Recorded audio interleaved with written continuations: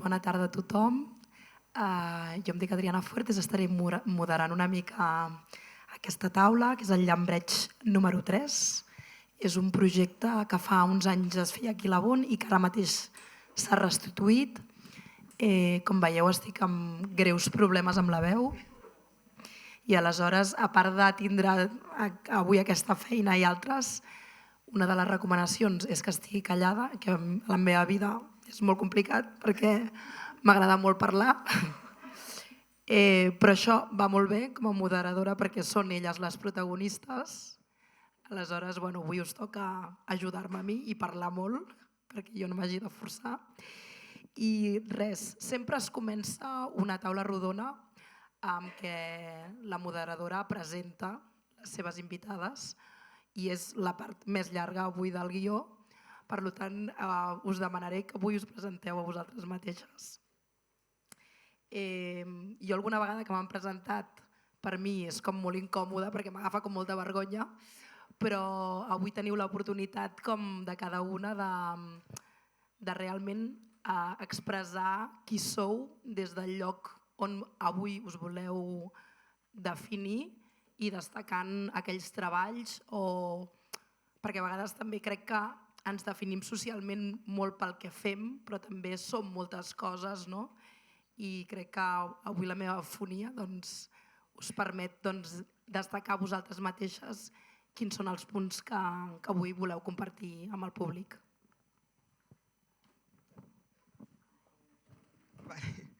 Jo em dic Lucía, soc, crec, directora i guionista de cinema.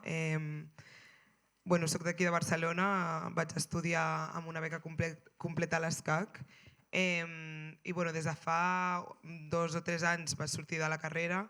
A la carrera vaig fer 2 curtmetratges, un d'ells es diu Curastana, que va ser el primer que vaig fer, que va anar al Festival de Berlín i li va anar bastant bé el recorregut per festivals.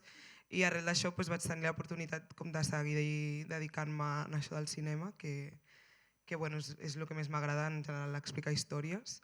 I una mica el meu cinema orbita al voltant de temes que m'apel·len personalment, com la família, l'amor, les relacions interpersonals, els traumes, la infància. Llavors és un cinema que jo sento que està molt connectat a qui soc jo. I sí, una mica començant en el món del cinema i amb moltes ganes de fer la xerrada avui. Jo soc la Sílvia Alberso Pale, soc dona, negra, mare, soc afrocatalana, afrobasca, m'agrada anomenar-me així, afroespanyola. Soc actriu, jo soc més del món del teatre, soc actriu de teatre, directora de teatre, productora de teatre, comunicadora del teatre, ja sabeu, no? Artista precària, que hem de fer tot. Llavors, també vaig dirigir Periferia Cimarrones, que va ser un teatre que va estar obert durant 5 anys, ja se m'ha oblidat, aquí a la ciutat de Barcelona, que van tancar fa no res. Què més? Aquí en el món del cinema, soc molt del grup de la Bone i vaig ser una de les finalistes d'uns acció-curts. Tinc un curtmetratge allà que encara no està fet, però està allà i la meva narració va entorn al afrofeminisme, a la decolonialitat, als cossos dissidents, a la diversitat. I ara estic entrant en un món potser una miqueta més afrofuturista i sobretot tinc que fer diverses creacions teatrals. Jo crec que del currículum ja està. No, i he de dir això que sempre m'agrada molt, sobretot perquè així no ens posem molt sèries. Jo no tinc moltes ganes de serietat, la vida ha de ser una miqueta més funny, i ja tinc edat, tinc 49 anys, o sigui que ja puc fer bromes i sentir-me tranquil·la, ja l'he demostrat tot en la vida, no tot, però Vale, no m'enrotllo. Jo vaig ser la KJCC, això m'agrada molt, de la Universitat de Nova York. O sigui, vaig estar convidada durant l'any passat, 6 mesos, a impartir un seminari allà a la ciutat de Nova York com a artista. I això va ser un grandíssim regal perquè vaig poder tindre molt de contacte amb el món artístic i creatiu de Nova York, que hi ha moltíssima racialització, hi ha moltíssima diversitat. Bueno, és una altra cosa, no té res a veure amb el que estem vivint aquí. Doncs benvingudes a les dues, benvingudes al públic també. I abans de sortir de casa, justament que estava sense veu, m'he recordat d'aquest llibre, que és de la Grada Quilomba, i es diu Memòries d'una plantació. És un gran llibre que parla del racisme i de com les dones negres venim d'aquest... som hereves d'alguna manera de les plantacions de cotó i de l'esclavisme, no? I una de les primeres instruments d'opressió que van utilitzar els colonitzadors, no? I ho porto aquí perquè també estem parlant de descolonitzar l'art, va ser aquesta màscara, ara us passaré el llibre, que és una màscara de silenciament i que se'ls hi posaven als esclaus perquè no es mengessin allò que collien. No? Era una manera dels esclavistes de controlar la producció, però també els va acabar servint d'alguna manera per tapar les boques i silenciar durant 300 anys, va estar utilitzat durant 300 anys les veus de les persones negres. No? I jo com a artista sento que tinc una necessitat molt gran d'expressar alguna cosa que no he vist representat en els teatres, en la pantalla. No? I vaig a passar primer això al públic. Perquè ho veguin. Sí. I aquí hi ha com un subratllat si voleu llegir. Sí, tinc una necessitat molt gran d'expressar qui sóc jo, perquè no m'he sentit representada. Aleshores, jo començaré per l'última pregunta que tenia plantejada avui, que era que estem d'acord, crec, que l'art és una eina de denúncia i de transformació, és una eina narrativa, i m'agradaria preguntar-vos a vosaltres com vosaltres personalment, com a artistes, heu utilitzat aquesta eina per crear les vostres creacions i què és el que heu transformat. No? Sílvia. Volia fer un apunt a aquesta imatge que va rodant per allà. Com es deia la noia? Ai, que no me'n recordo com es deia. Però hi ha un artista que va fer una peça que és d'aquesta noia sense la mordaza, no? I no sé què, liberada, però no me'n recordo. Van trobar el nom de la persona esclavitzada en la que està el dibuix. I és una mica això, no? Les meves creacions és canviar el relato, no? És complejitzar el relato. Llavors jo el que estic intentant és que de passar d'una idea simplista de lo que és la negritud, de lo que són les dones i de lo que és la diversitat, a donar-li profunditat a tot això, a donar-li com molts matisos. Jo crec que també, ja si nombrem, estava pensant en el punt de fala, el lugar de fala, que no es de la Grada, es otra pensadora brasileira, que dice el lugar des d'on estem parlant, estem parlant. I això és una de les coses que jo faig molt des de la meva peça. Jo vull parlar des d'aquesta experiència de dona negra de 49 anys, que ara mateix ja no estic en el moment que quan tenia 30. Jo quan tenia 30 o 35 estava molt en la lluita i estava molt en l'antiracisme. Ara jo estic buscant en aquest moment de la meva vida formes de sanació. Llavors la meva obra va a això, com ens podem retrobar i com podem sanar. I una mica el que parlàvem abans, de que si no estic connectada amb les coses que m'estan passant no puc narrar-me, i llavors a mi m'agrada molt això, parlar de lo que a mi m'està passant íntimament, perquè amb aquesta idea de que lo personal és polític, no? I que al final lo personal també es pot convertir en comunitari, en col·lectiu, i de fet no és que es pugui, és que és el que sol passar, no? Que quan de cop apareix alguna nena, ara ja a lo millor una mica menys, però fa uns anys, sempre que apareixia alguna noia era com, tu estàs parlant de lo que a mi mai, no? I ara ja són moltes més veus de les que estem reproduint aquests discursos, no? Perquè hi hagi cada vegada més i més gent que digui, sí, això també a mi em passa. Sí, total. És que penso el que vull contestar i després em quedo com escoltant i se m'oblida. Però sí, o sigui, a mi per mi, o sigui, coincideixo molt amb la teva manera de crear, que per mi l'art al final és el meu vehicle com una mica per processar el que m'ha passat o el que m'està passant o coses que jo vull entendre, no, del món.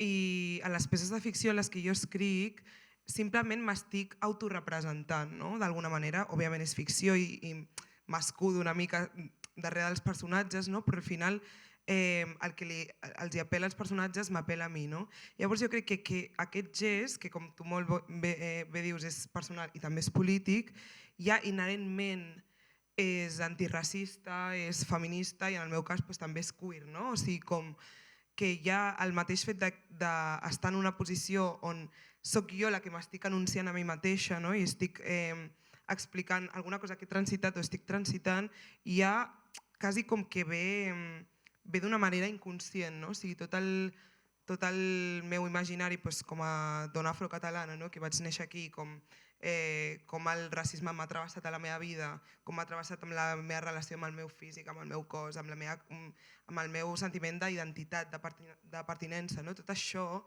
jo crec que ja està impregnat en el que faig, perquè el que faig d'alguna manera sóc jo. No sé si m'estic explicant. No? Llavors, sí, trobo que és molt xulo també perquè potser, o sigui, jo he tingut el privilegi, considero també per la meva generació i també pel meu context social quan he crescut, que el tema de l'antiracisme no hagi sigut una cosa que jo hagi de... no lluitar, perquè sí que ho he lluitat, no? Com totes ho fem i ho seguirem fent, però sí que d'alguna manera he tingut com l'espai de que no sigui aquest l'eix narratiu del que faig, sinó que sigui una cosa transversal en tot el que faig. Saps el que et vull dir? Igual que amb la meva identitat política com a dona o la meva identitat política com a persona queer.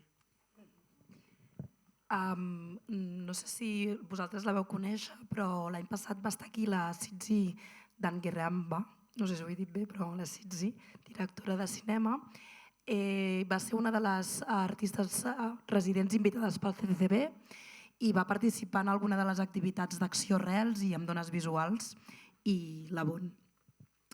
Ella, en una de les entrevistes que està penjades a la web del CCCB, que és molt interessant, explica que quan va ser directora jove, una de les coses que li cridaven molt l'atenció és que anava a molts festivals per tot el món i deia com és possible que les pel·lícules que tenen una particularitat que és viatjar per tot el món i que tenen aquesta particularitat, no? Que tu les rodes i poden estar a festivals, rarament et trobes protagonistes que siguin dones negres. No? Aleshores, com creieu vosaltres, també en el món del teatre, per suposat, però com creieu vosaltres que realment només estigui representat una part del món i com ens afecta la nostra psique, no? Que l'imaginari col·lectiu predominant sigui sempre blanc i que realment, encara que hi hagi històries necessàries que puguin protagonitzar dones negres, al final s'acaben produint les històries de qui té el poder i de qui té els diners, que el capital al final estan en les mans del nord global i de la població blanca. Sí, o sigui, per mi, o sigui, personalment ha sigut una cosa que crec que m'ha impactat molt en la meva autopercepció no veure'm representada, no? O sigui, com que crec que a mi m'atravessen com diverses, igual que m'atravessa el fet de ser dona, el fet de ser racialitzada i a més el fet de ser queer, no? Llavors jo crec que pràcticament he vist com a la ficció 3 personatges semblant que tinguin la mateixa identitat que jo, no?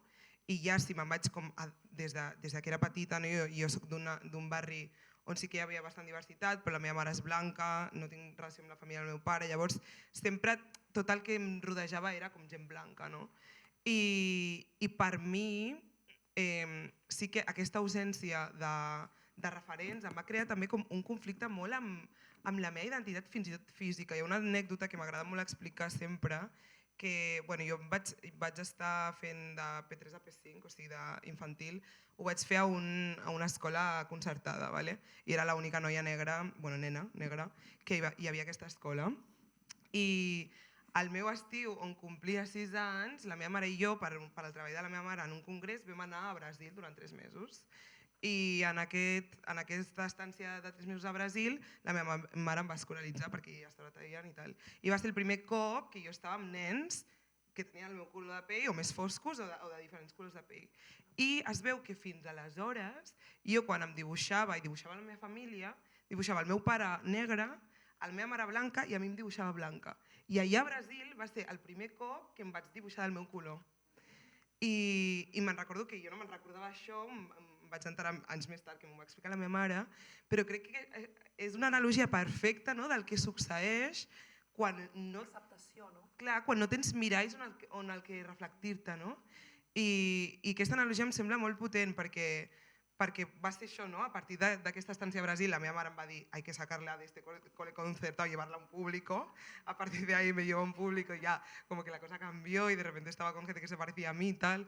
I també jo crec que el meu nivell de felicitat i confortabilitat amb mi mateixa també va millorar molt, però crec que és això, o sigui, aquest és quasi com el dret a existir, no? O sigui, el dret a ser com ets i abraçar com ets. O sigui, jo recordo, que suposo que és una experiència malauradament molt universal, de tenir com molts complexes amb el meu físic, com molt... sí, o sigui, com d'estar tan a les antípodes de lo que era com el cànon, o sigui, si ja a les dones blanques ja succeeix, no? Que és com hi ha una manera com insaciable d'entrar als cànons de bellesa, imagina't si el meu cabell és radicalment diferent al teu o el meu color de pell, no? Si és com ja estic en una altra onda, no? I també és una cosa que em va afectar molt a la meva concepció com de la meva pròpia feminitat, que no sé fins a quin punt m'agrada el terme o no, però sí que de petita com sí que era una cosa important, suposo, i jo em sentia com això, em sentia com d'alguna manera com que no era ni un nen ni una nena, no sé com explicar-ho, perquè no tenia com el cabell llarg, era més gran, o sigui, era la més alta de la meva classe, hi havia també una masculinització per part dels nens i fins i tot dels adults al meu voltant. Llavors, això em va crear molts conflictes amb el meu físic i amb la meva identitat, al final. Llavors, sí, contestant a la pregunta, per mi és molt... Crec que és de vital importància, és molt formador, molt formatiu, veure't reflexat. Llavors, crec que pot canviar radicalment com et percebeixes en el món i per conseqüència com t'anunciaràs quan siguis gran i quines oportunitats tindràs, perquè amb una autoestima fracturada no és el mateix existir al món, saps? I és una cosa que trigues anys a reconstruir, o sigui, com que potser el treball de les meves col·legues que amb 18 anys ja tenien això construït, jo he començat 5 anys més tard, perquè estava construint allò que no estava de base, llavors sí, crec que és molt important. Sí, estava pensant justament en això que dius, que nosaltres anem una mica per darrere, les dones negres anem per darrere perquè estem estamos resolviendo alguns assumptes que la gent del nostre voltant no necessita resoldre. I al mateix temps també estem en el futur, perquè estem veient els problemes que altra gent encara no està veient i trigarà una miqueta més en arribar a això. No? Llavors estem en un temps negre, no? D'aquest que habitem, que és molt difícil viure el present. No? Em sembla com una mica complex. I ara sí que t'escoltava, pensava justament això, no? També en el perill de la història única, no? de la que parla tant la Chimamanda. No? I llavors això és un dels problemes, no? que tenim, o sigui, que ja quan els diners estan en les estructures del nord, no? que és la història única, no? Qui està narrant la història, qui ens està narrant a nosaltres. No? Llavors, des d'aquesta idea plena d'estereotips, perquè és impossible no caure en estereotips si tu no estàs o llegida o formant part d'un col·lectiu o molt a prop, no? I la gent que té els recursos, aquí majoritàriament aquestes del nord, doncs no ens coneixen i ens narren des d'aquests punts com més estereotipats i simplistes. No? Llavors,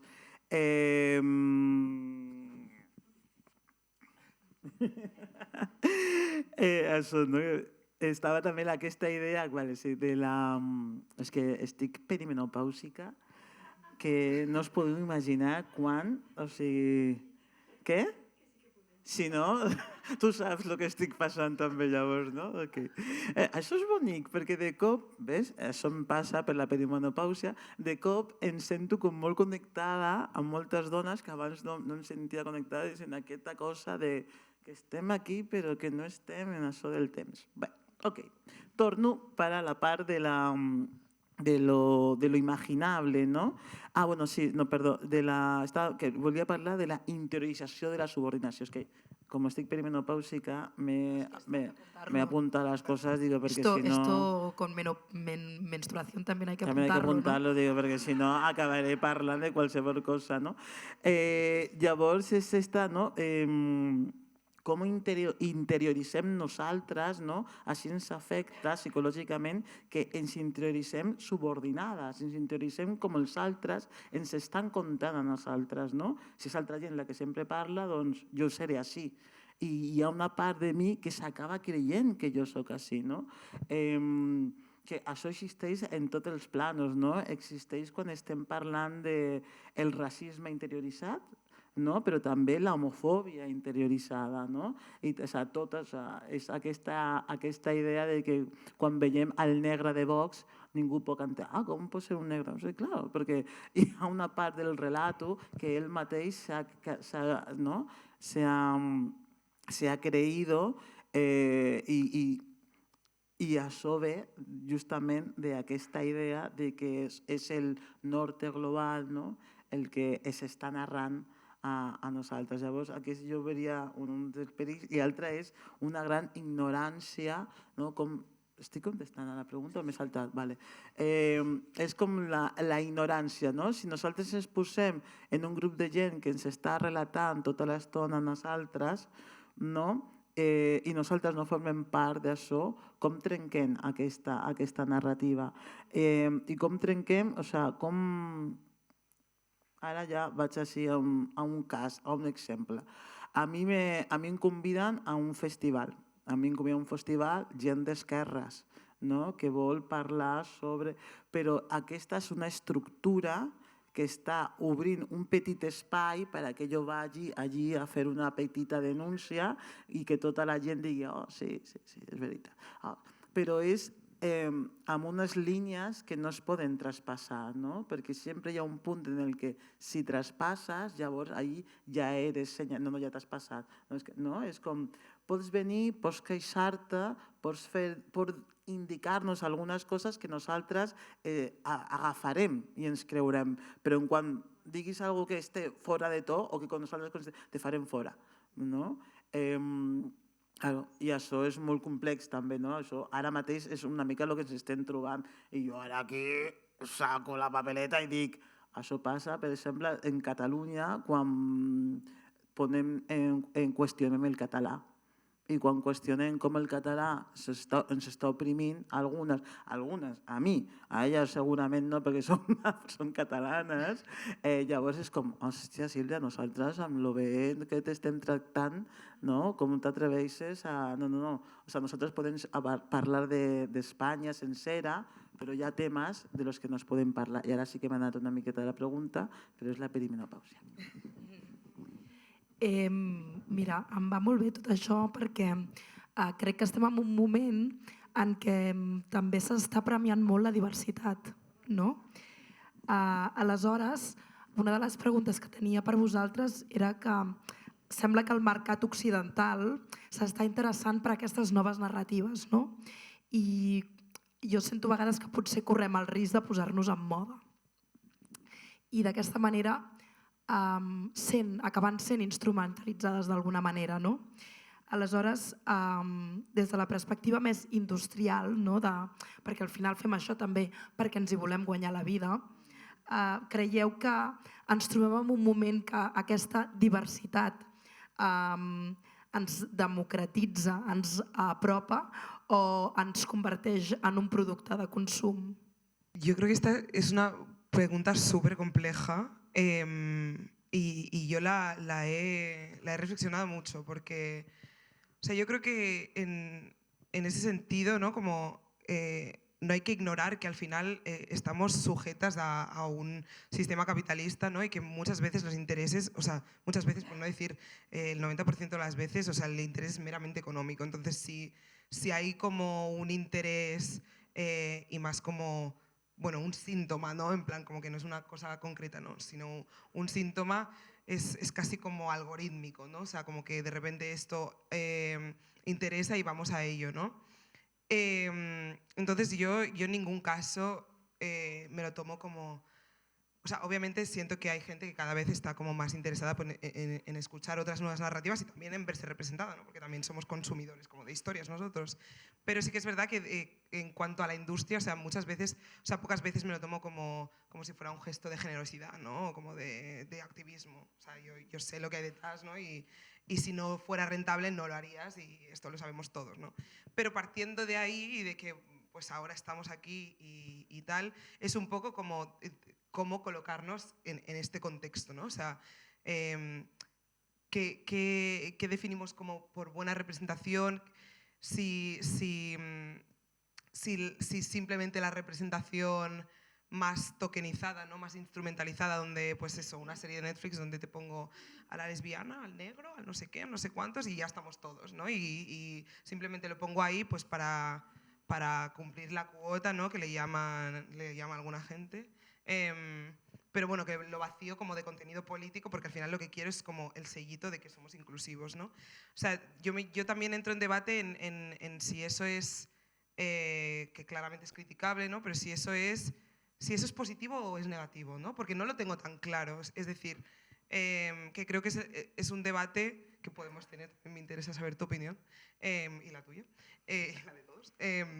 Pero como es un debate, ¿no? De qué es peor, ¿no? ¿Qué es mejor? Como una falta de representación, una representación superficial, o sea, ¿qué es más nocivo, ¿no? Al final, porque yo pensaba, yo qué sé, para la gente de mi generación, ¿no? Que ha crecido con La que se avecina o con Aida, ¿no? Pues el personaje de Machu Picchu, ¿no? Que de repente está ahí y es como, bueno, es representación, pero es que ojalá no hubiera existido, ¿no? Porque ha sido carne de cañón de insultos para nosotros y para momentos traumáticos, ¿no? Entonces, hay veces donde sí que veo claramente que la mala representación pues, es más nociva y que a lo mejor no tendría que estar ahí, ¿no? Pero luego hay veces que no sé hasta qué punto también es útil o una puerta de entrada, no sé, ¿tú qué opinas? Jo crec que també és un bon melón aquest, perquè ja per a mi hi ha una instrumentalització perquè tot això funciona pel capitalisme, no? I llavors la finalitat són els recursos, és és guanyar la beca, és guanyar la convocatòria, és que la teva pel·lícula, que la teva obra estigui a un punt, i per poder arribar a això el que necessites és que hi hagi gent diversa, no? Perquè a més està aquesta qüestió dels puntos, no? I llavors pues, posem dones, posem diversitat i posem, i el que moltes vegades, el que estava també no dient, o sigui, lo buidem del significat que té, no? Perquè clar, si tu estàs fent una mala representació, però també si el que estàs fent és utilitzar la colonització, però també l'estàs despolititzant, no? Llavors és com, sí, això és una peça de colonial. Per què?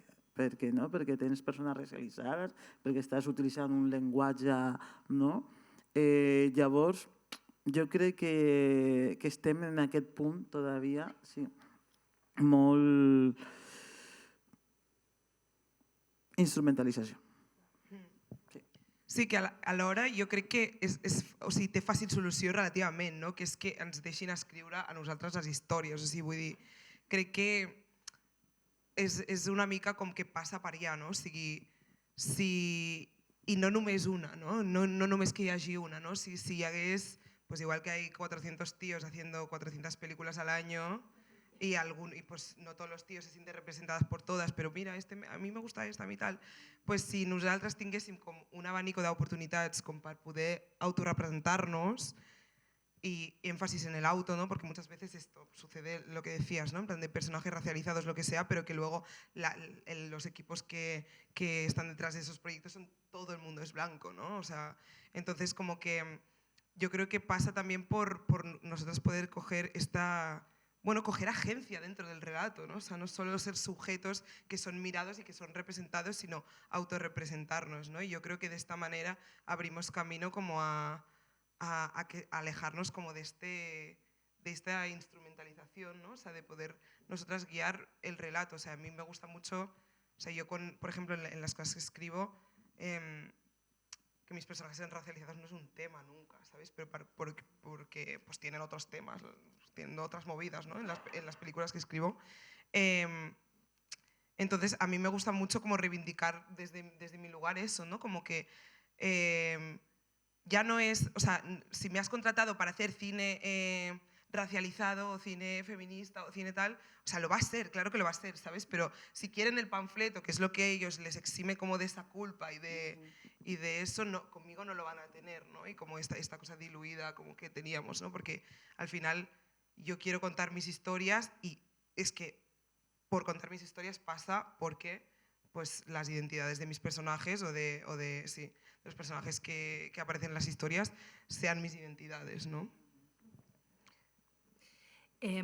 Bueno, ara també estava com reflexionant una mica amb això que deies dels equips tècnics, no? A vegades són necessàries les noves narracions sobre persones racialitzades, però vosaltres penseu que és suficient amb les veus dels artistes o creieu que a les estructures existents, ja siguin cinema, teatre, museu, festivals, plataformes, hauríem de realment exigir o demanar d'alguna manera que més coses a l'estructura i al sistema, no? I això per què passa? O sigui, passa perquè aquesta població negra, que potser no ha d'estar a primera línia, sinó formant equip, quina capacitat d'accés té al sistema, no? També. En el teu cas, que vas estar amb una beca, no? Però que realment hi ha una dificultat d'accés i no sé si a Nova York vas veure alguna diferència de dir, ostres, potser ja no només és la narració, sinó tots els equips que formem, les estructures, què li demanem al sistema, què li hauríem de demanar al sistema, no? Clar, que hi hagi una persona negra, no? Que és com una de les demandes que sempre fem, que hi hagi persones negres als equips de direcció, en els espais de tomes de decisions, això no és suficient. no? Que sigui una persona, aquesta persona negra, però si no al final és només pues, això, una inclusió. No? Si aquesta persona està formant part d'un espai de decisió o d'una estructura, ha de transformar l'estructura i per poder transformar l'estructura ha de poder tenir capacitat de decisió, no? I capacitat d'acció, perquè moltes vegades és això, una negra en la foto, una negra en la taula o una negra en el cartell. I que queda molt bé a nivell visual, dir que som un grup de diversitat, però si aquesta dona no té una capacitat, i mai una persona podrà imposar-se a 20, no? O sigui, i més si és l'última en arribar o la penúltima, o no? O sigui, que si dintre d'aquests 20 no hi ha aliats i aliades, això no es pot transformar. I a més és un pes que cau sobre aquesta persona que de cop és, ok, hem aconseguit per fi estar en aquesta estructura, anem a canviar les coses, però és que l'estructura no vol ser canviada, perquè l'estructura està sostenint a un munt d'homes, per la majoria de les vegades, d'homes blancs, que ells no volen que ningú... Que sembli que, no? Nosaltres farem que sembli, però no molt, però també això és una por real, no? Perquè hi ha gent que té por a perdre el que té. I llavors això també és com comprenem això. No? Nosaltres estem aquí demanant un espai que també ens toca, però també hem de potser poder explicar-los que potser ja tens suficient en 8, no? Però bueno, això forma part d'aquest capitalisme, no? En el que estem totes i sembla que mai tenim suficient, necessito més, i si jo m'aparto per deixar l'espai a altra persona, perdré i desapareixeré del món. No? Llavors, per a mi és aquesta qüestió de sí que necessitem gent en les estructures, però aquesta gent no pot estar sola, perquè si està sola és massa pes per elles, i aquesta gent en aquestes estructures ha de poder tomar decisions i transformar. I als Estats Units és altre món, però penso als Estats Units, però també penso en Nollywood, no? En Nigèria, no? Nollywood Nigèria, Bollywood Índia, veritat? Sí. No? També penso que ells estan produint cinema a saco i a més, el de Nollywood em sembla molt de colonial, el cine que fan, perquè ells conten històries i no necessiten res i agafen la càmera i sobretot com va començar aquest cinema, no? Que te narraré una història, si lo faig, la gravo i un noi te la vende ahí en el mercat i la gent volia i qualsevol podia fer, i ara estan en moltes estructures, però econòmicament és una gran potència, és una potència que no sé, en el rànquing com està en comparació amb Hollywood, però fa unes produccions multimilionàries també. I en els Estats Units, com tenen aquest caràcter, no? Aquest tarannà, aquesta qüestió de que la gent negra no ha esperat a que la gent blanca li faci un espai per la qüestió de la segregació, no? De la història que n'hi ha, de l'esclavatge i la segregació, el que la gent negra va fer va ser construir el seu espai. I construir els seus espais paral·lels als altres significava el black exploitation, no? I llavors black exploitation és negres fent les pel·lis dels blancs, però les fent gent negra amb un equip negre, i amb una qüestió molt americana, que és que ells no tenen tanta por a fallar com la tenim nosaltres.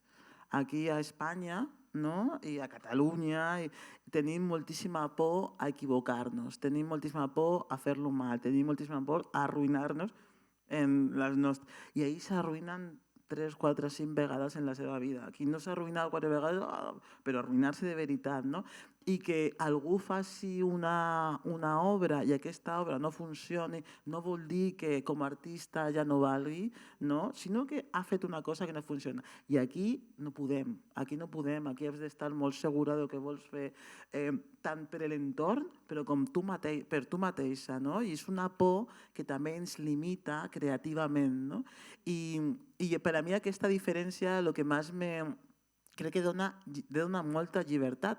Dona molta llibertat perquè d'ahir també una noia pot dir ara jo soc guionista, ara jo soc dramaturga, ara jo soc cineasta i pot anar provant el puesto que millor se li doni i treballant i fent la feina, però no aquesta qüestió de jo he d'anar a la universitat, he de treure el meu títol 4 anys després, he de fer les pràctiques i després a veure si ve algú a dir-me, ok, nena, tu pots fer-lo, no? Perquè ha de ser algú de fora el que et digui tu tens la capacitat de fer-lo i allí no. Allí ells són els que diuen jo vull fer-lo, doncs ok, i allí és la qüestió de demuéstramelo. Ok, demuéstramelo. I no es caguen quan algú les diu, no? Aquesta qüestió de I am ready, no? Que sempre diuen, no? Estar ready, ells no es caguen. Ok, estic esperant aquest moment tota la meva vida. Aquí no? En canvi nosaltres, si algú diga, vinga, demostra-me-lo, ens caguem. Sí, jo el que he sentit molt és que com a directora, si fas una mala pel·lícula, per exemple, és molt difícil que et produeixin la següent, no? I al contrari, o sigui, un bon premi, com Alcarràs o com tu vas rebre un os, no sé si daurat o no sé, de cristal. Això et promociona de cop i volta moltíssim, no? Creieu que aquí els hauríem de demanar més a les institucions públiques que ens fessin un espai o que generessin espais perquè altres realitats siguin possibles? Aquí hauríem de demanar realment que poder obrir aquest espai o ho hauríem de fer nosaltres, però suposant que ens podem arruïnar o que pugui fracassar. Sí, jo crec que això comença amb l'accés a la cultura i l'accés a l'educació, perquè o sigui, jo a la universitat a la que vaig estudiar i vaig estudiar amb una beca completa, ara està a 13.500 euros a l'any. Llavors, partint d'aquesta base, és que ja no és una qüestió, o sigui, és que ja només hi ha una èlit que està podent dedicar-se a estudiar cine, no? Òbviament hi ha més escoles, hi ha escoles que no valen tants diners i també tens l'accés, però en aquest cas aquesta escola té més o menys el monopoli com bueno, sí, en plan de marca una mica i com després la gent que treballa als rodatges, una mica és com que és la puerta grande en la que entras a la indústria del cine, ¿no? Entonces, partiendo de esa base ya es como, clar, o sigui, no és una qüestió de que la gent no vulgui, saps? O la gent no estigui disposada, és que simplement hi ha unes barreres econòmiques, materials, que fan que sigui absolutament impossible accedir-hi, no? Llavors jo crec que això és el primer que s'hauria de demanar, no? A les institucions públiques, o sigui, que hi hagués com un foment de la cultura també, perquè sí que crec que jo, per exemple, o sigui, jo no vaig anar a un festival de cinema fins que no vaig començar a estudiar cinema, saps? En plan, això era una cosa, i mira que la meva mare és filòloga, li agrada molt el cine, com no era una cosa de que no tinc la cultura al meu voltant, però sí que és veritat que hi ha com una cosa de que aquests events culturals estan reservats, jo crec, sempre amb una èlit, no? Jo sempre ho dic que a mi em faria molta por fer pel·lícules i que no les poguessin veure com nenes adolescents, com les nenes que jo estic representant a la pantalla, saps? Com que em faria molta pena que es quedés en eso, ¿no? Una élite de la gente que va al DA y entonces se ve su peliculita y entonces no sé què, saps? Com que crec que hi ha alguna cosa de democratitzar la cultura que no està succeint. Això per una banda, no? Que això també és una mica com la cosa que et fa encendre, no? Aquesta part creativa i també veure't, no? I veure que jo també ho puc fer. I per una altra banda, evidentment, l'accés, no? I jo crec que per aquí, yo creo que este es el paso cero, o sea, es que sin esto ya no hay tampoco tantas personas que luego se presentan ayudas, pero porque tampoco ni siquiera lo hemos estudiado, ni siquiera somos conscientes de que podemos hacer una película, ¿no? Como creo que este es el paso cero, ¿no? I després, evidentment, igual que hi ha ajudes a les institucions públiques que financien les pel·lícules per dones, en aquest cas, jo també crec que hi haurien d'haver ajudes per gent queer, hi haurien d'haver ajudes per gent racialitzada. Em sembla que quasi que, no el que més, però sí que jo crec que és, o sigui, la ràtio, ara mateix, si tu mires ràtio homes i dones que fan pel·lícules, gent queer, gent hetero que fa pel·lícules, i després gent racialitzada i gent blanca que fa pel·lícules, és que és apabullant, o sigui, és un percentatge que és 100% o 99% i 1%, no? Llavors jo crec que és molt evident que aquí ja falta com una empenta, no? I com una ajuda institucional perquè es promogui aquest cinema, no? I es pugui veure. I només així pues, hi haurà més representació, jo crec. Sí, lo único que ahí haurían de veure o de pensar quan realment a la institució li interessa que nosaltres podem formar part d'això. No? O sigui, si quan va veure l'última ola feminista això es va tornar cap endavant, no? Què passaria si ara les persones negres tinguessin realment un espai? Si tinguessin un espai, jo crec que a la institució no li interessa perquè té molt, no vol reparar, no vol restaurar, no vol parlar de colonialisme, no vol parlar d'esclavitud, no vol parlar de com s'ha construït aquesta ciutat, de com s'ha construït aquests països, sobre què cossos, llavors no ens donarà molt espai, no ens donarà molt més. Ens donarà sempre una miqueta per a que nosaltres no ens queixem, sí? I no suficient com per a poder desenvolupar-nos plenament, però no poc, tampoc molt, molt, molt poc, perquè si no, lo reventamos todos.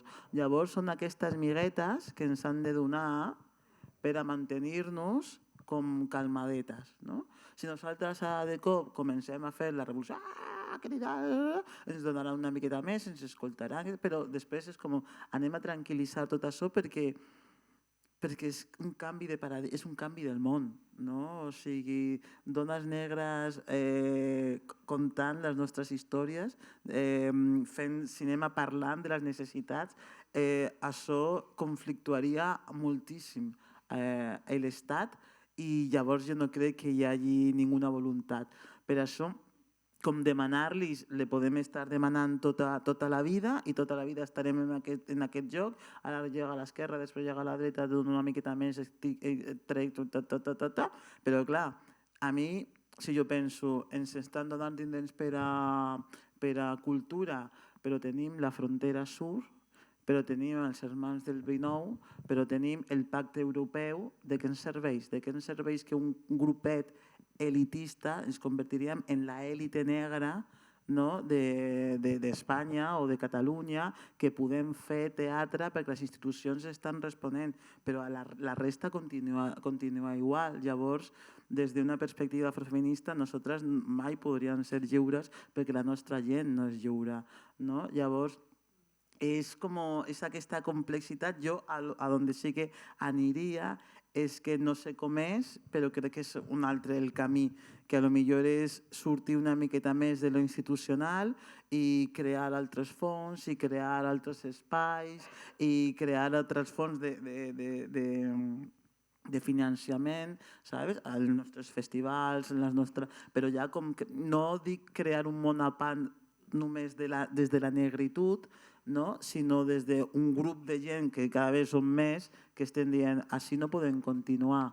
Llavors hem de buscar altres formes per a desenvolupar i arribar a un altre camí. És com desviar-nos del camí que s'està marcant, que ja veiem cap a on estem anant, ok, i si provem fer una altra cosa. No sé quina és l'altra cosa, però crec que la institució no. Bueno, ara us vull fer una última pregunta. Jo que he perdut la veu i estic en reconstrucció, però vosaltres que sou noves veus d'aquest país en lo artístic, però crec que també per crear necessitem també les nostres pròpies referents.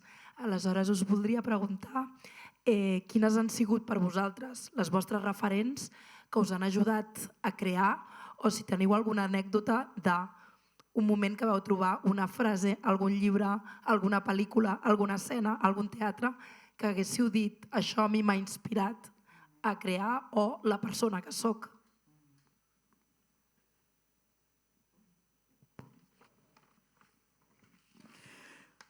Jo, els meus referents són sobretot a casa, el meu pare i la meva mare, però jo no el vaig saber fins que van passar molts d'anys després, així com als 30 i tantos.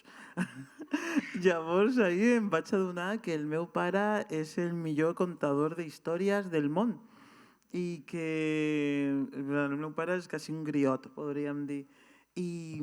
I clar, i quan vaig donar-me compte d'això, vaig dir, per això a mi també m'agrada contar històries, no? Perquè el meu pare sempre... I les cuento una mica com ell, no? Que va, no las contamos millor. O sea, ell no se va y viene tanto. Llavors, per a mi, sí, aquests són... Bueno, de fet, després tinc tota la referència de dones negres, però jo vaig començar a fer teatre, jo em vaig enamorar del teatre veient una obra de El Brujo. ¿Sí? ¿Conocéis El Brujo? El Brujo es un actor castellà que tiene un nombre que no és el Brujo, però és el sobrenom. I llavors, el Lazarillo de Tormes, jo en tenia, jo què sé, 10 anys, 11 anys, i em van portar al teatre, molt petita allà en el col·le, em vaig seure i jo veia aquell home allí contant aquella història i jo em recordo que, de fet me'n recordo d'ell encara, no? I me'n recordo de los xistes que feia, per a mi va desaparèixer el món. Jo havia anat molt al cinema perquè el meu pare sempre em portava a veure el Cantinflas i tot això, i el cinema m'ha... Sí, me les he vist totes. I Bruce Lee. I el meu pare... Però quan vaig veure El Brujo allà, va ser com això, un món nou, i també jo crec que aquest per a mi és com la meva referència també de l'impuls de ok, anem a contar històries. Que xulo. Sí, jo estava pensant i sempre aquesta pregunta quan me la fan em costa moltíssim perquè sí, o sigui, crec que bueno, com jo soc molt filla d'internet, no? I crec que estic molt influenciada per moltes coses, sobretot de la cultura pop, i crec que bueno, sí, des de molt petita vaig veure com bueno, moltes pel·lícules que m'han inspirat i que crec que me activaron un poco esta llama como de querer contar historias. I estava pensant específicament a nivell com de directores de cinema que m'haguessin inspirat i tal. I jo recordo molt el primer dia, el primer cop que vaig veure Fish Tank, que és d'una directora que es diu Andrea Arnold, que és anglesa, i recordo veure aquella pel·lícula per primer cop i pensar que alguien me estaba grabando. O sea, yo pensaba, o sea, obviamente era muy distinta, ¿vale? La protagonista de mí, pero sí que pensaba como que había algo de creo que fue la primera vez que yo veía una película y me sentía como vista, ¿sabes? Perquè sí que jo venia com de potser referents més americans i com més cinema menys autoral, no? I com me'n recordo veure aquella pel·li i pensar, tio, o sigui, es pot fer una pel·li on no hi hagi com grans conflictes i com grandes aventures, no? Però que igualment connectis molt emocionalment, no? I expressis un viatge més intern i com més sensible, no? I l'Andrea Arnold és per mi és de les meves directores preferides i a dia d'avui peli que jo voy i la veo 43 veces. I m'agrada molt ella i crec que va ser el primer cop com amb la meva sensibilitat de cineasta, no? Encara no havia estudiat a l'ESCAC, o sigui, entrat a l'ESCAC, però era teenager, però me'n recordo de veure-ho i pensar per primer cop que jo volia fer alguna cosa així. Llavors jo crec que sí, així com una anècdota concreta. Ara em sortia una última pregunta, ¿no? Que la voy a tirar así. ¿A vosaltres creieu que, o sigui, quan tu dius voy a estudiar cine, voy a ser actriz, ¿no? En algún momento el hecho de ser mujeres negras, ser la única de la clase, yo también fui la única todo el tiempo, fui a una escuela conservadora, no me cambiaron, pero ya te contaré un día la historia porque es muy buena, porque me fui yo al Institut Públic a apuntar-me, però bueno. Sí, porque le decía a mi madre, apúntame a la pública, y decía, ya te he apuntado, y no salía nunca. Hasta que digo, voy a ir yo. Entonces me monté a un bus público a Igualada, que estaba completamente como sola, y me fui al Peravives, que era público, y le vaig dir a la senyora, con 13 o 14 años, em voy a apuntar, y me sacaron unos papeles, me apunté, y ese año salí. Y mi madre no quería que fuera, porque decía que si no tendría novio y fumaría. ¿Y lo tuviste? Tuve novio y fumé.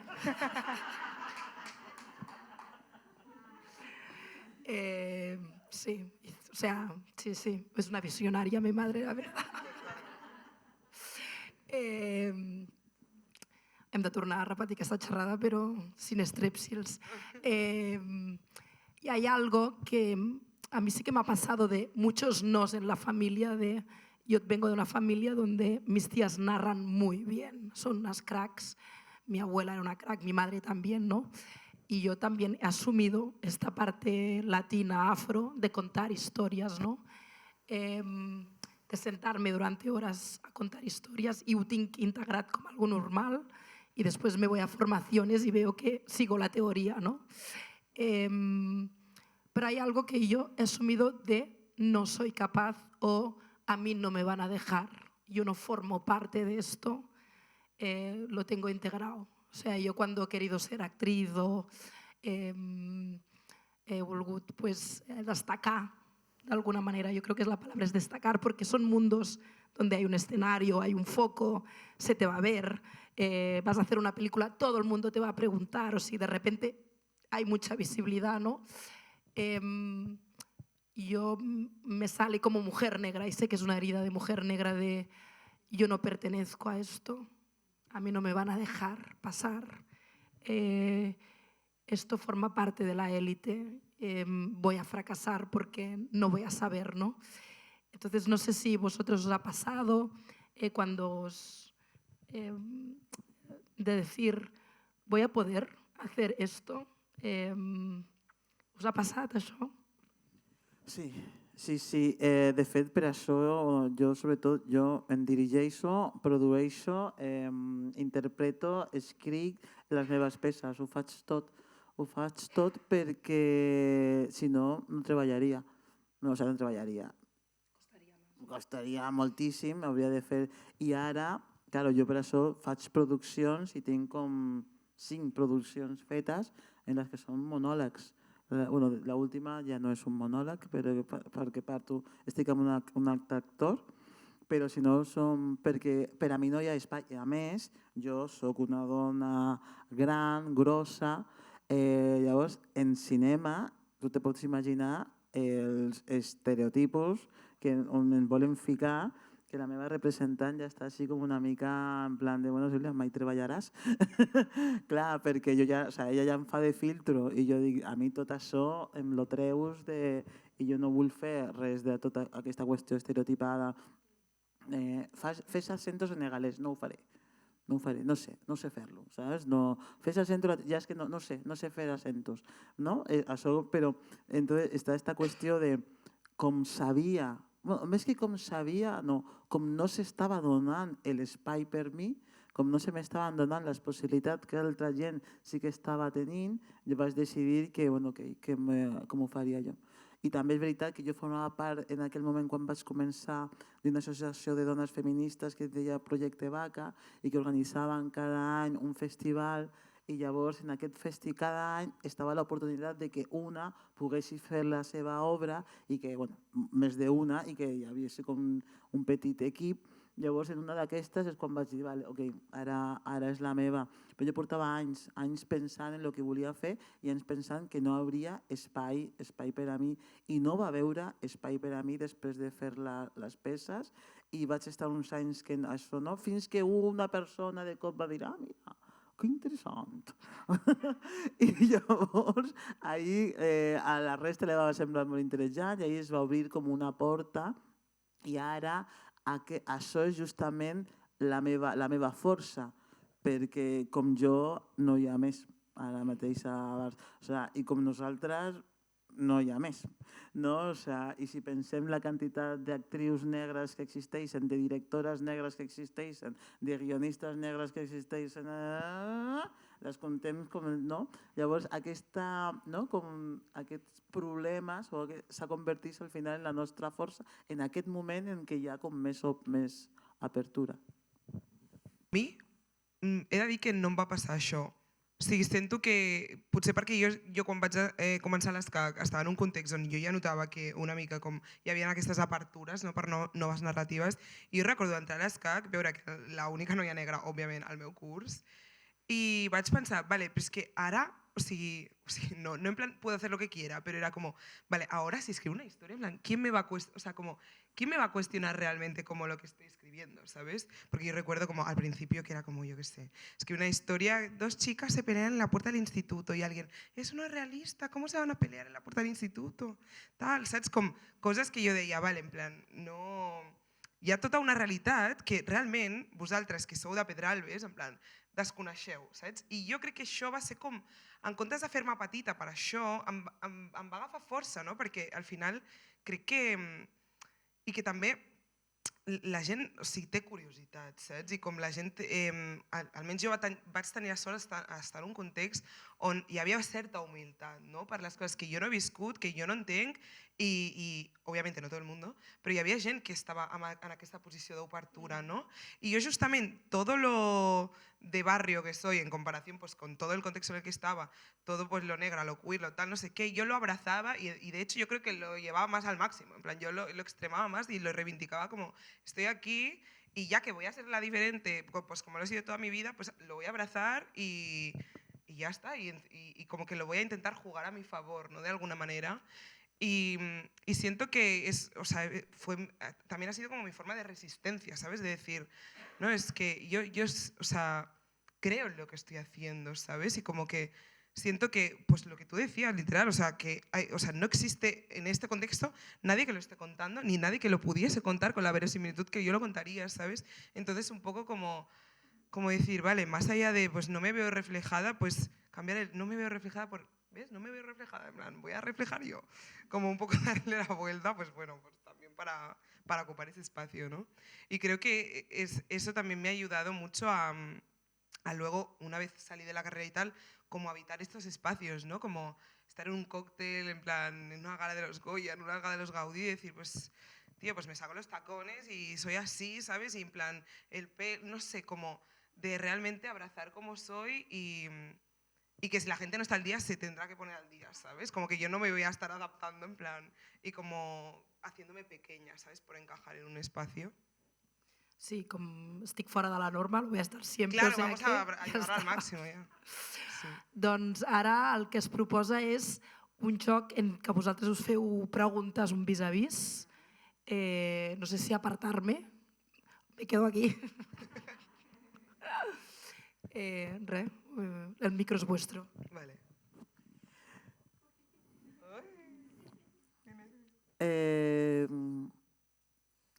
La teva mare, com d'influent és la teva mare en la teva obra? Jo crec que molt, molt influent. O sigui, en general, crec que el tema dels pares i la família en general està molt present a la meva obra. Crec que sí, que la relació que tenim amb els nostres pares, d'alguna manera, com que, almenys com jo ho veig, condiciona una mica com la nostra visió del món, saps? I la nostra visió de nosaltres mateixos, no? I després com d'adults ens relacionem amb el món. I jo crec que sí, la meva relació amb la meva mare es como molt, tiene muchas como capas, ¿no? Y creo que es una relación que ha estado como muy explotada en lo que he hecho y seguramente lo seguirá estando. Y creo que también tiene mucha parte de responsabilidad de mi madre de que justo sea como lo que he explicado antes, ¿no? Como de esta personalidad fuerte, porque mi madre también es una tía que, bueno, o sea, mi madre es blanca, coming out, mi madre es blanca, y y ella siempre ha sido como mi mayor abogada, ¿no? En plan, como que yo pues no tenía a mi padre en mi vida, entonces, no, o sea, como que solo tenía pues blanquitud, ¿no? Pero ella siempre era como la madre que iba como al patio del colegio, en plan, ¿qué le ha dicho tu hijo a mi hija? Que no sé qué, no sé cuántos. Y siempre me decía, cuando yo lloraba, ¿no? Que se metían con mi pelo, con mi culo, con mis labios, con todo. Y yo lloraba y ella me decía como, ya verás que esto de aquí unos años te va a funcionar. Y tenía razón. Entonces como que siento que esta como seguridad, en plan, yo creo que ella sabía que estaba en un contexto, o sea, que el mundo es racista, y hizo tantos esfuerzos para sobrecompensar todo ese dolor que venía desde fuera, que un poco como que la combinación de ese dolor externo, ¿no? Que también el dolor te da resiliencia a veces, y también esa seguridad que ella me dio, pues también me ha dado como esa fuerza para estar donde estoy, yo creo, y como contar las cosas que cuento con la seguridad que lo hago. Que una a una, clar, vale. Jo tenia curiositat per preguntar... És que no sé en què orden hacerlas. Bueno, tenia curiositat per preguntar-te quina ha sigut la peça creativa de la que t'has portat més aprenentatge i per què?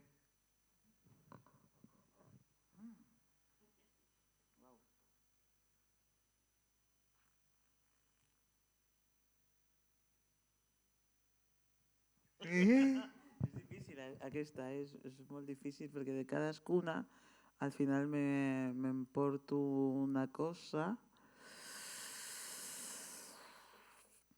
Pues jo crec que a lo millor aniria a l'Otó, a l'última que vaig fer...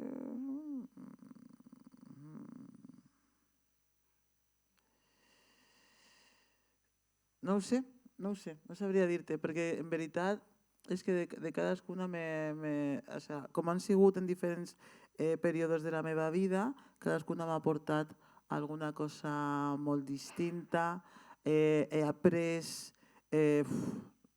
con la última que estàvem parlant del cos, no? Del cos gros, d'una mica de l'edadisme, de la grassofòbia i tot això, de cop jo començo a parlar sense que la negritud sigui el centre, però estant la negritud atravessada, quan les peces anteriors jo sempre estic posant en el centre la negritud, i aquí hi faig com un canvi, no? Per primera vegada o més clar per a mi, i això també em va sorprendre molt. O sigui, em va sorprendre i em va portar de cop una mirada així com una mica d'estanciament. Pero creo que de la obra de la que más aprenderé está por hacerse. Ok, i ara te pregunto jo, la teva pel·lícula favorita? Bueno, l'has dit abans, en veritat, no? L'has dit la... Sí. Bueno, Sí. no sé si és la meva preferida, però és com la que més em va marcar com a nivell cinematogràfic. Vale, pues te la cambio. La pel·lícula de la infància. Per mi la meva pel·li per excel·lència de la infància és Big Fish, que és una pel·li de... M'encanta. És una pel·li de Tim Burton que, de fet, jo la veia sempre a casa del meu pare, quan encara teníem relació. I era molt graciós perquè era com... Era això, básicamente es una película que va sobre un padre que está enfermo terminal de cáncer y su hijo, que ya es mayor, va a visitarlo y hace como el último viaje a su casa, ¿no? Y su hijo está muy enfadado con su padre porque durante toda su vida siente que su padre le ha contado historias sobre su propia vida con una clave de fantasía y que eso ha supuesto una barrera para conocer realmente quién es su padre, ¿no? Entonces la película un poco hace como un repaso sobre la vida del padre con esa clave de fantasía, ¿no? Y al final hay un giro que no os voy a spoilear, pero es muy bonito y todo muy emocionante y tal. Entonces yo de pequeña estaba súper obsesionada con esa película y me gustaba un montón. Y la revisité el verano de segundo de bachillerato de primero de bachillerato a segundo de bachillerato, que era ya cuando me tocaba escoger qué carrera iba a hacer, ¿no? Y recuerdo ponerme esa peli que a lo mejor llevaba 10 años sin ver y ponerme a llorar como una magdalena, o sea, empezaron los créditos y fue como, me puse a llorar Y claro, acabé la peli y fue como, Dios, es que este es el poder de las historias, ¿no? En plan, como que es una peli que va del poder del relato y de cómo el relato perdura más allá de ti, ¿no? Cuando tú te vas. Y yo creo que esta y más cosas que pasaron durante ese verano y ese año influyó mucho en que al final tomara la decisión de aventurarme a estudiar cine. O sea Hay que... como un punto, no sé si tú la veías en DVD, aquesta peli. Sí. Claro, es que aquí hay una diferencia. Yo creo que hay unas infancias que se han acabado, que es ponerte una y otra vez, Total. porque había un VHS o un suport físic, no? de tindre una biblioteca de pel·lícules, que crec que ets de l'edat de les meves germanes. En mi casa también estaba Big Fish y era como, vale, vamos a volver a ver toda la familia. Total. Y había alguien que decidía, porque tenía el mando, ¿no? El momento mando, todo el mundo se acuerda. Total. Qui té el mando? Tenia el poder. Però crec que hi ha unes infàncies que realment marca molt el que has vist, perquè hi havia un suport físic que t'obligava a tornar sempre, no? No podies ir canviant, no? I m'ha recordat això. Total. DVD. Yo te quería preguntar, si tuvieras que... Bueno. Porque claro, o sea, tú naciste en el País Vasco, ¿no? ¿Y tú recuerdas cuándo fue como la primera vez que viste... O sea, ¿cuándo fue la primera vez que viste como a una mujer negra en una posición como de artista y cómo recuerdas ese momento y quién fue? Yo, la memoria no es mi mejor amiga últimamente. Entonces, supongo que tienen que ser posiblemente, ahora me viene Donna Summer, vídeos musicales, sí. Tiene que ser ahí en los vídeos musicales, sí, en videoclips. Sí, sí, yo creo que esta fue, sí, cantando. De hecho, luego ya vendrían las series, ¿cómo se llama? Nuestro amigo Bill Cosby, la serie de Bill Cosby. Sí, no tengo... Ah, no, calla. Es muy fugaz aquello, pero sí, pero resulta que están las mamachichos. Sí, sí, sí, pues había una mamachicho negra o algo así que... Pero esto es algo como que me quiere sonar, ¿sabes? Que no, que me quiere sonar que había... Es que no me acuerdo ni del 1, 2, 3 ni nada de eso, el programa Casposín antiguo. Y creo que había una, pero yo tiraría eso. A Donna Summer, creo que era de las primeras en los videoclips, y después... en la obra de Bill Cosby, que no me acuerdo cómo se llamaba, la madre. Sí. Y en España, pues, jamás. Sigo esperando. Sí, no, de pequeña no, yo no veía nada por aquí. Me toca a mí preguntarte, ¿me gusta preguntarte sobre tu futuro? De aquí a 10 años, ¿dónde te ves? Uy, qué pregunta. Pero dale ahí, dale ahí un poco de... De ficción. Sí. De aquí 10 años?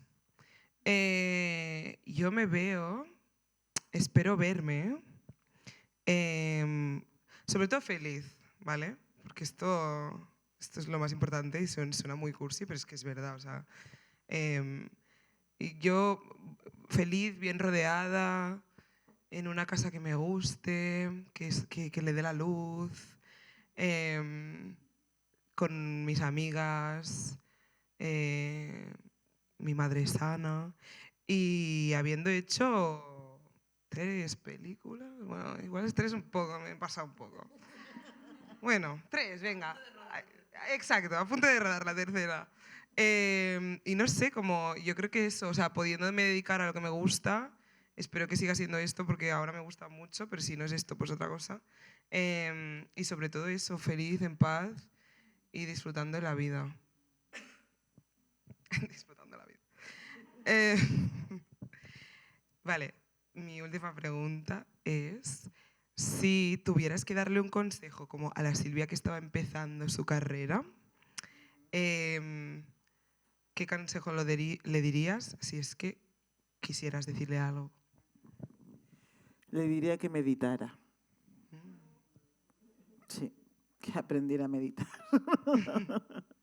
Y a respirar y a adquirir paciencia y a tomar distancia y a ordenar esas prioridades para que lo importante es la felicidad, los amigos, el estar bien, pero sobre todo eso le diría que se reforzara mucho por dentro desde un lugar de calma. Apuntado.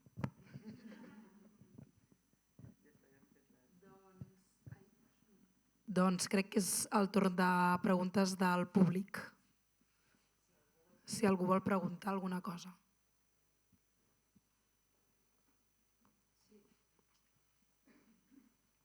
És per Sílvia. Bueno, gràcies, m'ha agradat molt el que heu dit.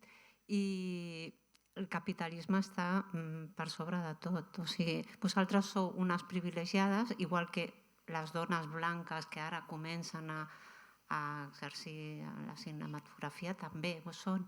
I la cultura és caríssima i hi ha aporofòbia, vull dir... Vale, és poca cosa de moment, però són les primeres passes i jo crec que molt importants perquè hi hagi referències en el futur. I parlant de futur, per tu, que has començat dient que eres, no sé què, algo del futur, que m'has deixat així intrigada. Afrofuturista. Això, què és? El afrofuturisme és una espècie... No arriba a ser un moviment, però sí, té una mescla de moviment. És un estil, no? Llavors, és un estil que mescla la història però amb la ciència-ficció, des d'una perspectiva negra.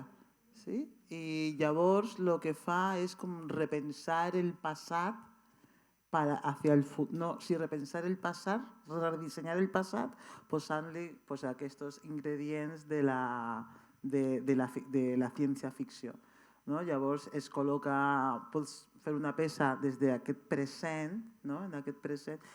Octavia Butler, es recomano Octavia Butler. Octavia Butler és una escritora i ella fa escritura afrofuturista. Però és que l'afrofuturisme ho tens en escritura, però també ho tens en música, està en imatges també, en fotografia, en pintura, és aquest mix, no? I és molt interessant perquè llavors té una estètica molt xula, perquè estàs recuperant alguns iconos de la història negra i estàs repensant aquesta història i portant-la al futur. Entonces ara viene l'autobombo. Durant el Festival de la Mercè d'aquest any podreu veure el meu espectacle afrofuturista.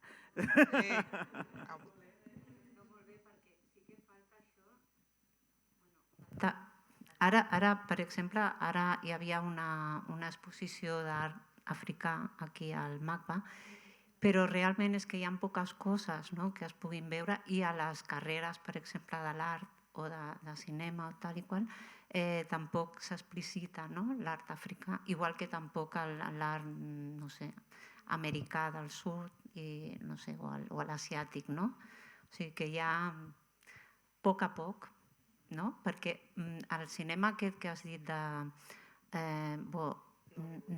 Nollywood, suposo que tots són negres. És normal, perquè allà la majoria, clar, també és normal que aquí siguin blancs. No és esborrar el passat i l'esclavatge i tot això, no? En absolut. Però sí que, vull dir, és normal. O sigui, és la majoria. Tu creus que és normal que la majoria de la gent en Espanya és blanca? No és negra. No és negra, però hi ha gent racialitzada. Però ja no se trata de que la majoria... És que el número està molt descompensat. No és que diguem, ok, és una qüestió proporcional. En tots els àmbits. O sigui, m'entens? O sigui, jo crec que passet a passet, això, quan més gent hi hagi d'altres colors i d'altres ètnies i tot això, també s'anirà veient, no? I entraran a la universitat, per exemple, assignatures sobre aquesta gent, sobre l'art que fa aquesta gent i tot això, no? No, és que no està passant perquè hi ha una voluntat de borrar aquestes històries, no? Hi ha el colonialisme, Guinea Equatorial va estar colonitzada, llavors, per què no està aquesta història en els llibres de text? Perquè hi ha una voluntat d'ignorar i de deixar fora una part del relato que és incòmoda. Que sí. I per què no arriben els nois a la universitat quan no hi ha un gran número? Si aneu a veure els preescolars i tot això, veureu que hi ha molta gent racialitzada, molts nens negres a la primària, a la segona. Hi ha tanta, no?, que els pares estan segregant i estan dient aquest col·legi no portarem els nostres fills perquè hi ha moltíssima canalla negra, hi ha moltíssima canalla migrant... Tant de bo arribin, clar, i els blancs també. Però què passa? Perquè aquests nois que veiem a la primària no els veiem a les universitats, perquè hi ha tota una estructura racista que els va expulsant any darrere any. D'acord, però no només racista, també de classe social. O sigui, tampoc arriben molts blancs a la universitat de classes socials baixes, m'entens? O sigui, el capitalisme està per sobre de tot. Però, bueno... És que el capitalisme és racial. El capitalisme és racial. El capitalisme el que fa és dividir la feina entre persones blanques i persones no blanques. El capitalisme se construeix sobre la racialització dels cossos. Explota els cossos negres en les colònies, durant l'esclavitud, d'ahí sorteix el capitalisme. Llavors sí que hi ha una qüestió de classe, però és una qüestió de classe que está sobre la racialización de los cossos. Primero de todo, muchas gracias a las tres. Estoy emocionada. De aquí y de aquí. Sanación. ¿Puedes explicar o podéis explicar más esa vertiente sanadora? Y sobre todo por lo que se habla antes. Yo creo mucho en otra mirada ahora más sanadora. Y me gustaría saber cómo lo veis vosotras. ¿Tú estás en sanación? Tú eres joven todavía. Bueno, hay que sanar. Sí, o sea, para mí el arte es muy sanador. O sea, creo que justamente mi primer cortometraje, que también será mi primera película, o sea, que la película está basada en ese cortometraje, habla un poco de bueno, todo eso que heredamos de la familia, ¿no? Y como esos ciclos de violencia que perpetuamos hasta que alguien dice basta y rompe el ciclo, ¿no? Y justamente el corte de la película se llama Cura Sana, ¿no? Entonces sí que es un tema que me interpela mucho y me parece que justamente el arte en particular para mí ha sido una herramienta como muy central en mi proceso de sanación, ¿no? Porque en el caso de este cortometraje, era un cortometraje que iba de la historia de mi familia, ¿no? y de bueno, esa violencia intrafamiliar, ¿no? Que se repite como generación tras generación. Y es un cortometraje que cuando yo se lo enseñé a mi familia abrió conversaciones que llevan 40 años sin abrirse, ¿no? Y se abrieron muchas cosas y nos ayudó mucho como núcleo familiar a mirarnos con más honestidad, ¿sabes? Y con menos vergüenza.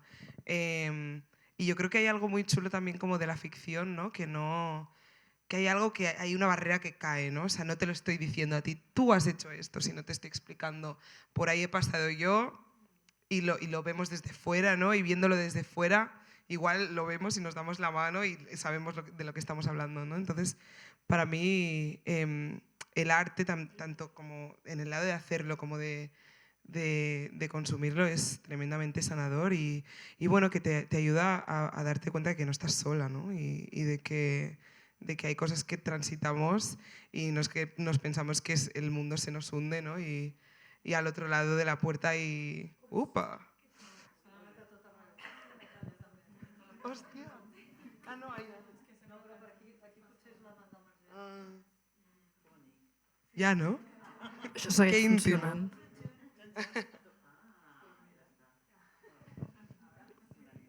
Total.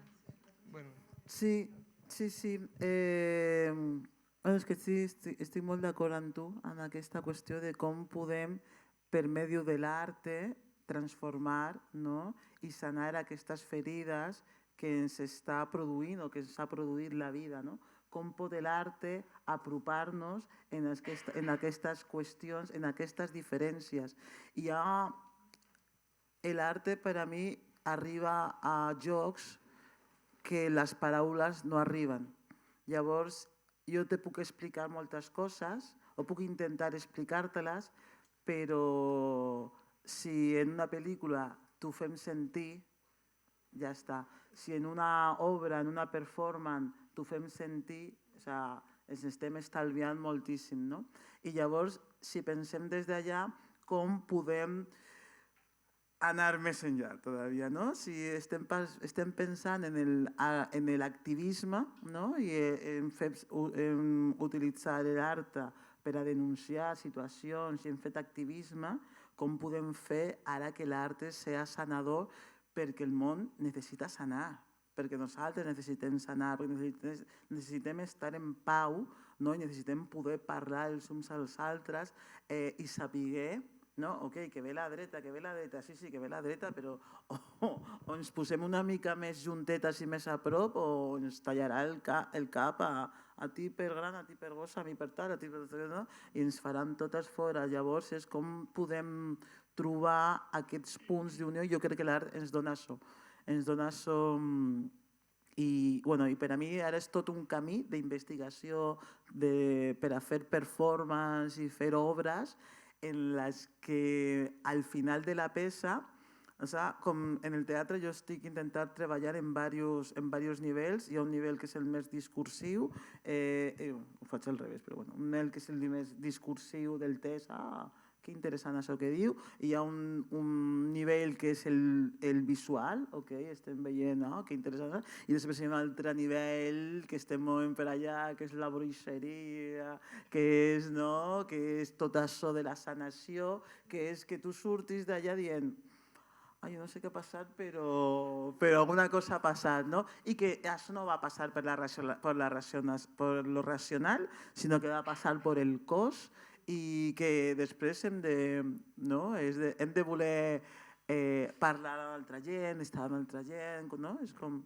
estem allà a veure. Sí, jo vull afegir una cosa que crec que tant en cinema com en teatre el que se'ns demana com a creadores és fer preguntes que siguin universals, no? Si no, les obres o els guions no funcionen. Aleshores, tant en la interpretació també s'apunta a ferides que siguin universals, que no són tantes. Aleshores, crec que a part del racisme forma part de la ferida del rebuig, no? Haver sigut rebutjat tret d'una fila o per un color de pell, i és la manera en què neixes al món, no? I jo crec que a mi em toca molt la ferida del rebuig, no? I crec que això és universal, que això ho pots explicar des d'una història on s'expliqui des de la racialització, però al final tots els éssers humans han passat en alguna situació una ferida de rebuig i per tant pots connectar amb aquesta història. I després, jo estic en procés també de mirar cap endavant també i de sanació amb els meus nous projectes, però crec que un dels grans sanadors, i ara sonarà molt d'allò, però que està portant a l'art a un nivell de sanació, ara flipareu, però crec que és Bad Bunny.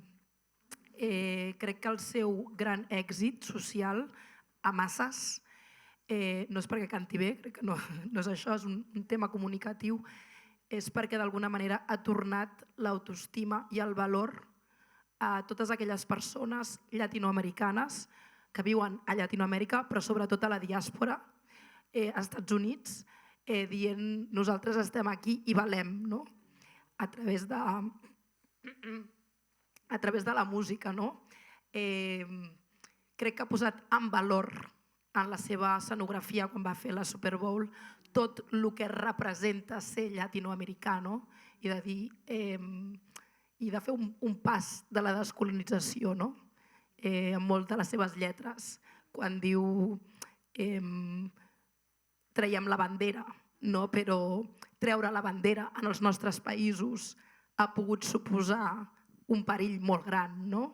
i ell ha tret la bandera en positiu i d'alguna manera retorna una autoestima danyada durant segles. No? I jo crec que ell fa el que està fent és i crec que ho va dir en alguns premis dels Grammy o així, no? Necessitem més amor, necessitem construir des de l'esperança, des del reconeixement a un mateix i el valor de qui som a pesar de l'origen que tenim, no? Que crec que és una cosa que se'ns ha tret. No?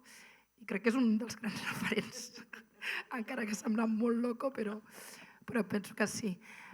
Tenim una última pregunta i amb això acabarem el llambreig.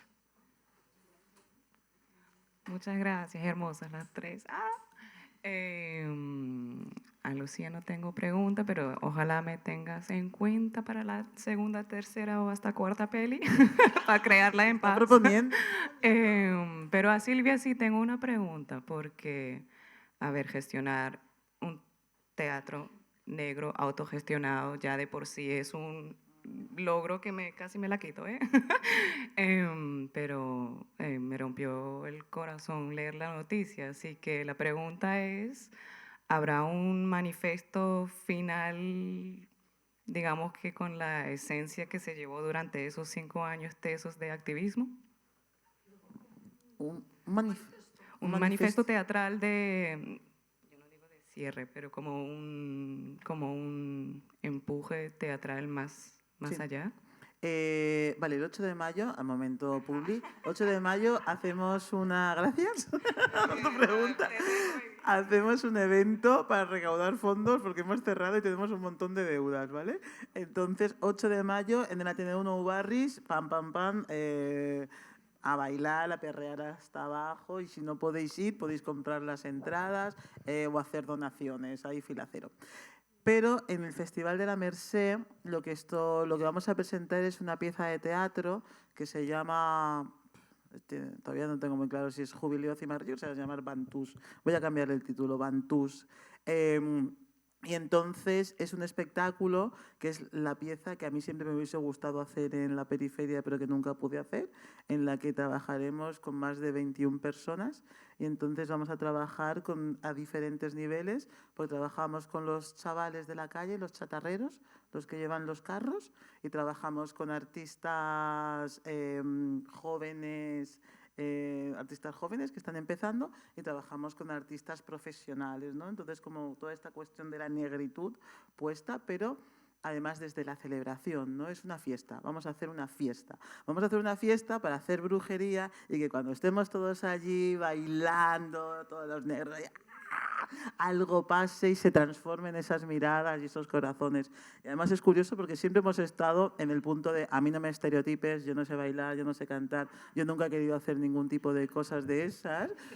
Yo siempre he estado, o sea, yo ni canto ni bailo ni...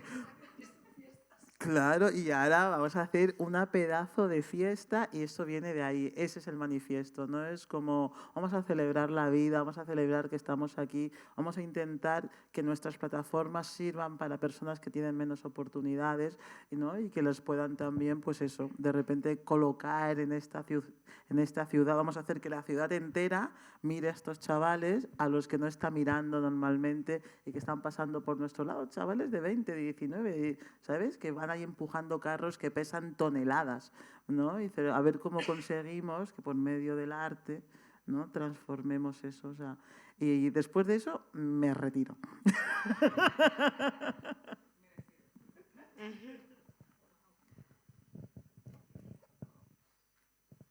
Doncs crec que donem per acabada el llambreig. Moltes gràcies a tots per venir i a vosaltres per ser aquí i donar la vostra veu. Res, ens veiem a la pròxima. Gràcies a tu, gràcies a vosaltres.